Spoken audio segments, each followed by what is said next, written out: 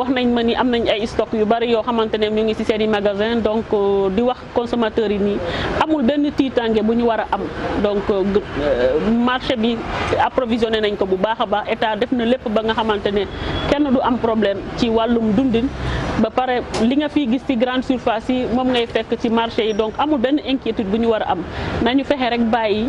achat de précaution ndax loolu mooy créer tension ci marché bi te gis nañ tamit ni prix yi vraiment respecté nañ ko ndax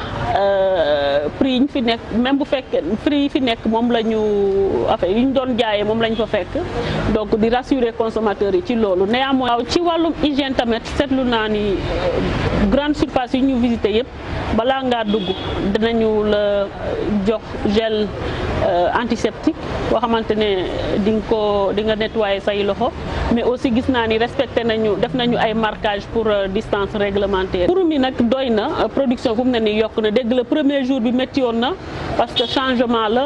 il faut que ñu xam ñu minimiser risque bi te risque bi pour nga minimiser ko moom mooy mu jëndee ko directement ci boulangerie bi ndax mburu bi buñ ko def